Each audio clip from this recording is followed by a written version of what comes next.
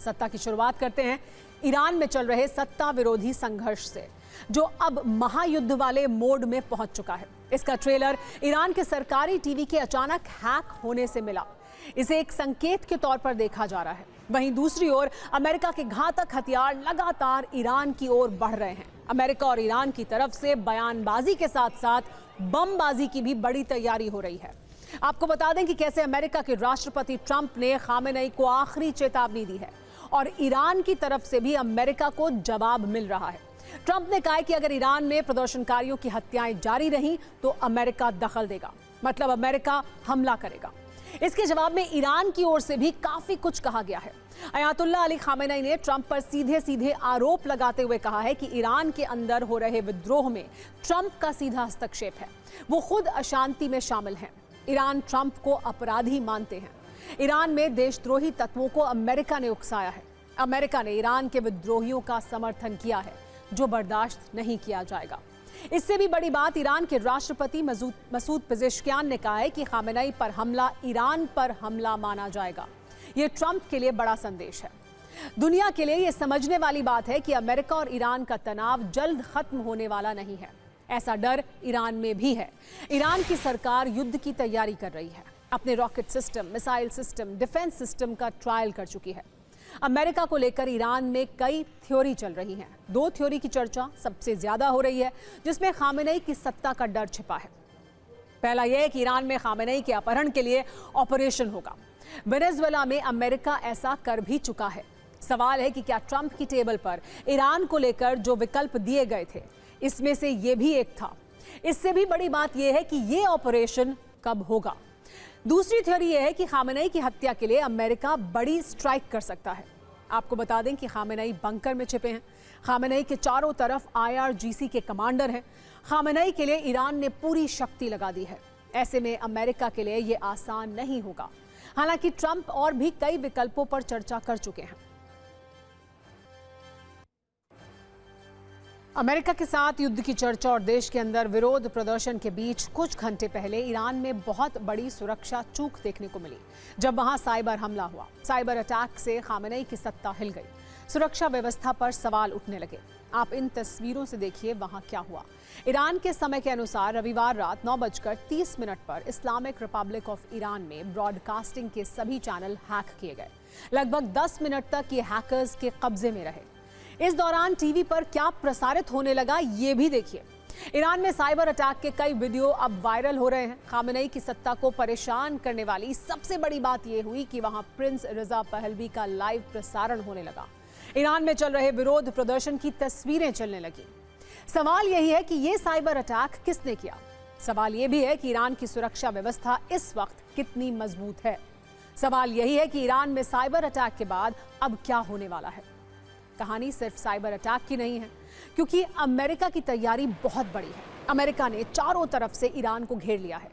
इसे आपको हम एक सीन के जरिए समझाते हैं। कुछ इस तरह से अमेरिका इस वक्त ईरान के चारों तरफ मौजूद है।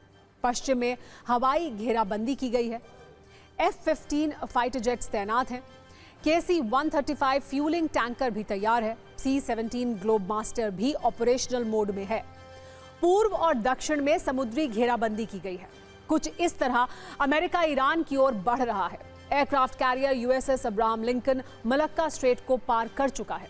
सिर्फ 3 से 4 दिन में यह ईरान के करीब पहुंच जाएगा, मतलब इतना करीब जहां से मिसाइलें ईरान के अंदर दागी जा सकती हैं, जहां से अमेरिका ईरान के टारगेट पर है। वहीं USS वर्जीनिया क्लास की पनडुब्बी भी पश्चिम एशिया की ओर जा रही है। यह दुनिया की सबसे एडवांस्ड न्यूक्लियर अटैक सबमरीन में से एक है, जो चुपके से ऑपरेशन करने, दुश्मन की पनडुब्बियों और जहाजों को मारने में माहिर है। जमीन पर हमले के लिए टॉमहॉक क्रूज मिसाइल दागने में भी माहिर है। ईरान से करीब 4000 किलोमीटर दूर डेगो गार्सिया बेस के पास भी अमेरिका के B-2 stealth bombers, bunker buster bomb तैनात हैं। यह बेस ईरान के संभावित लक्ष्यों के लिए रणनीतिक रूप से बेहद उपयोगी है।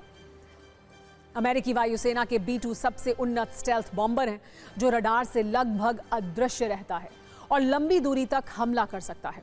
इसके अलावा इजरायली फ्रंट से भी घेराबंदी की जा रही है। F-35 stealth fighters, third missile defence system तैनात है। अमेरिका और ईरान के बीच युद्ध वाले माहौल के समझिए।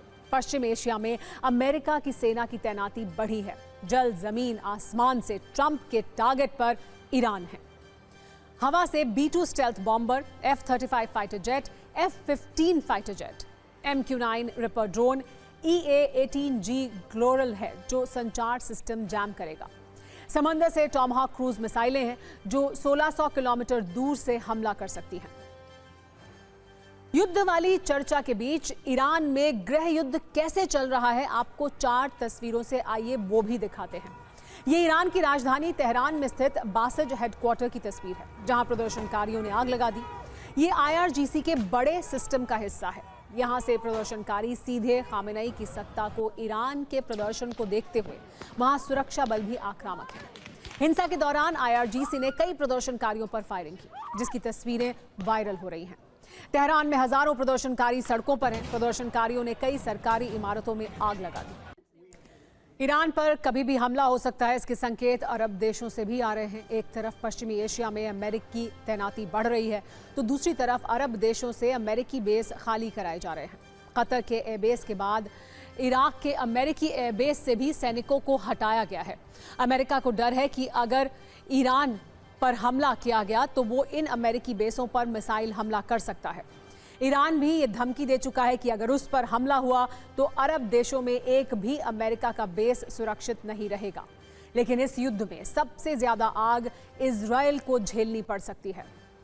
कहा जा रहा है कि इजरायल के कहने पर भी ट्रंप ने ईरान पर हमला टाला है, क्योंकि फिलहाल इजरायली एयर डिफेंस पूरी क्षमता के साथ तैयार नहीं है। पेंटागन की रिपोर्ट से पता चला है कि इजरायल की सेना के पास इंटरसेप्टर की भारी कमी है। बिना इंटरसेप्टर के ईरानी हमला रोक पाना मुश्किल होगा। थाड मिसाइल डिफेंस के इंटरसेप्टर के स्टॉक में 25% की कमी है।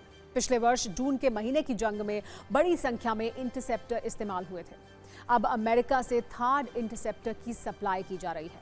जब तक ये सप्लाई पूरी नहीं की जाती, नेतन्याहू ने ट्रंप से हमला रोकने की अपील की थी। यानी जैसे ही अमेरिका और इजरायल की तैयारी पूरी होगी, ईरान पर विध्वंसक हमला तय मानिए।